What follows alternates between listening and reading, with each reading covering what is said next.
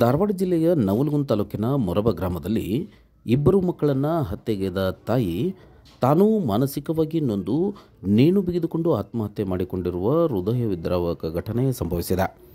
32 ವರ್ಷದ ಸಾವಿತ್ರಿ ಸರ್ಕಾರ್ ಎಂಬಾಕೆ ಆತ್ಮಹತ್ಯೆಗೆ ಶರಣಾಗಿದ್ದು 4 ವರ್ಷದ ದರ್ಶನ್ ಹಾಗೂ 5 ವರ್ಷದ ಸುಮಾ ಎಂಬ ಮಕ್ಕಳನ್ನು ಕತ್ತು ಹಿಸುಕಿ ಕೊಲೆಗೈದಿದ್ದಾಳೆ. ಈ ಘಟನೆಗೆ ಸಂಬಂಧಿಸಿದಂತೆ ಪೊಲೀಸರು ಮಾಹಿತಿಯನ್ನು ಕಲೆ ಹಾಕುತ್ತಿದ್ದು, ಸಾವಿಗೆ ನಿಖರವಾದ ಮಾಹಿತಿ ಏನು ಎಂಬುದು ತಿಳಿದು ಬಂದಿಲ್ಲ. ನವಲಗುಂದ ಠಾಣೆಯ ಪೊಲೀಸರು ಸ್ಥಳಕ್ಕೆ ಭೇಟಿ ನೀಡಿ ಪರಿಶೀಲನೆಯನ್ನು ನಡೆಸಿದ್ದಾರೆ. ಘಟನೆಯ ನಂತರ ಗ್ರಾಮಸ್ಥರು ಮನೆಯ ಸುತ್ತಮುತ್ತಲೂ ಆವರಿಸಿದ್ದು ಬಹುತೇಕರು ಕಣ್ಣೀರು ಹಾಕುತ್ತಿದ್ದಾರೆ. ತಾಯಿಯ ಸಾವಿತ್ರಿಯ ನಿಜವಾದ ನೋವು ಏನು ಇತ್ತು ಎಂಬುದು ಕೂಡ ಗೊತ್ತಾಗಿಲ್ಲ.